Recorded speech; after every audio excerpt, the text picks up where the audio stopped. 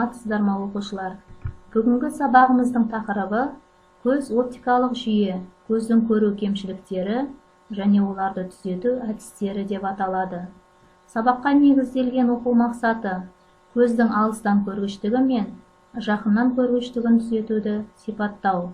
Балалар, алдыңғы сабақта біз линза және оның түрлері жөнінде ақпарат алған болатынбыз.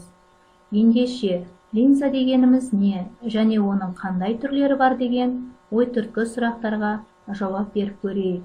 Сонымен, линза дегеніміз не?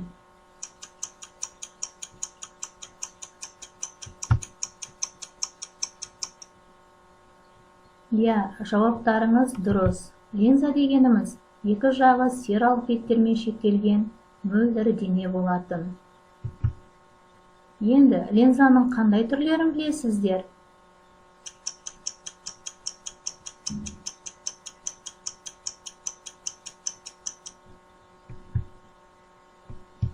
Өте тамаша. Жинағыш линза және екіншісі шашыратқыш линза деп аталатын. Жарайсыздар балалар, дұрыс жауап бердіңіздер деп ойлаймын.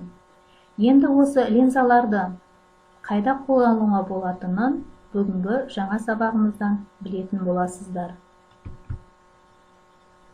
Біз қоршаған әлемді көру арқылы ғана тани аламыз. Көру мүшесі ол біздің көзіміз.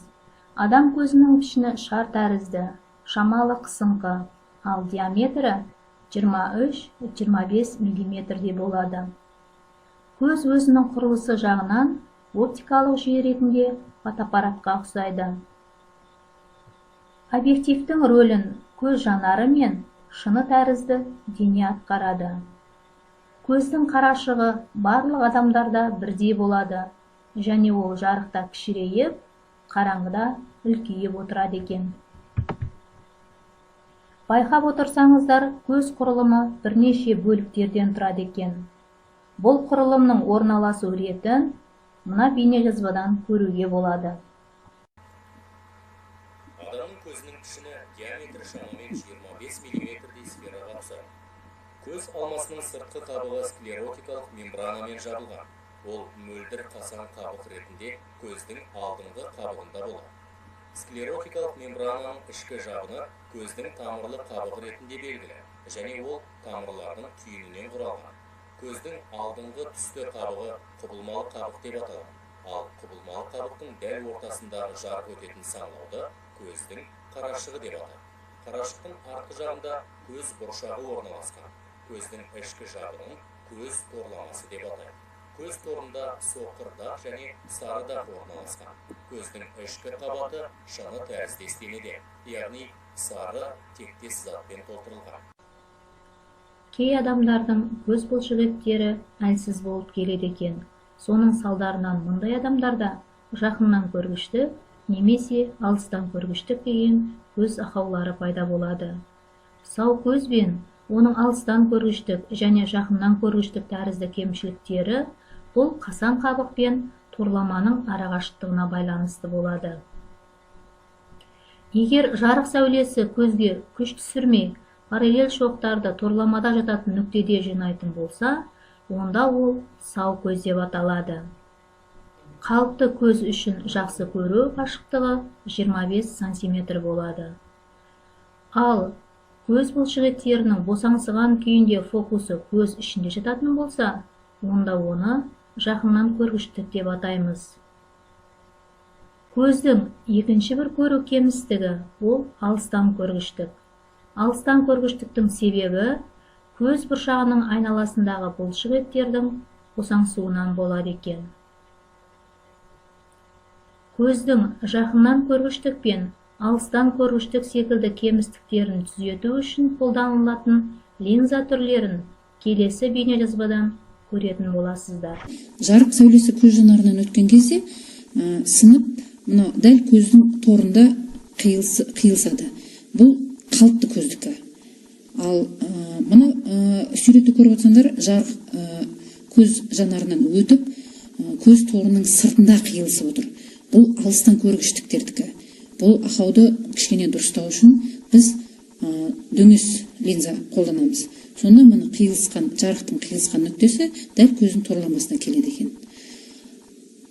Енді мынау келесі суретте жарық сәулесі көз жанарынан өткен кезде торламаға жетпей қиылысып отыр. Көріп отырсыңдар, бұл ақауды түзеу үшін біз шашыратқыш линза қолданады екенбіз. Шашыратқыш линзаны пайдаланған жағдайда міне жарықтың қиылысқан нүктесі көздің дәл торламасына барып қиылысады екен. Тапсырма. Осы тақырыпта меңгерілген білімді пысықтау үшін келесідей сұрақтарға жауап берейік. Бірінші, жақыннан көргіштікті жасанды түзету үшін қандай көзілдірік киеді?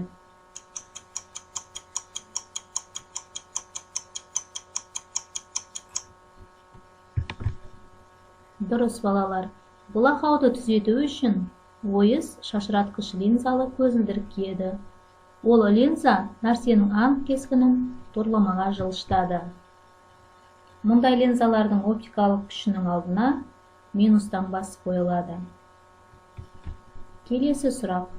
Алыстан көргіштікті жасанды түзету үшін қандай көзілдірік киеді?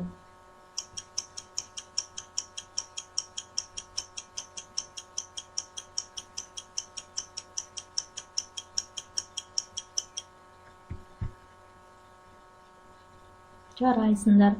Бұл ақауды түзету үшін жинағыш линзалы көзілдірік киеді.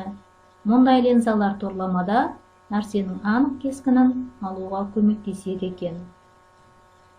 Алыстан көргіш адамдарға арналған көзілдіріктің оптикалық күші +2 немесе +0,5 диоптрия және тағы басқалай болуы мүмкін. Көздің жақсы көруі балалар үшін өте маңызды. Көз ауруларын болдырмау үшін мынадай көру гигиенасының талаптарын ұстанған жөн.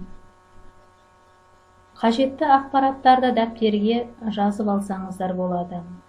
Ал балалар, осымен сабағымыз соңына жетті. Көз құрылымы мен оның кемістіктерін түзету жолдары туралы мәлімет беріп өттім.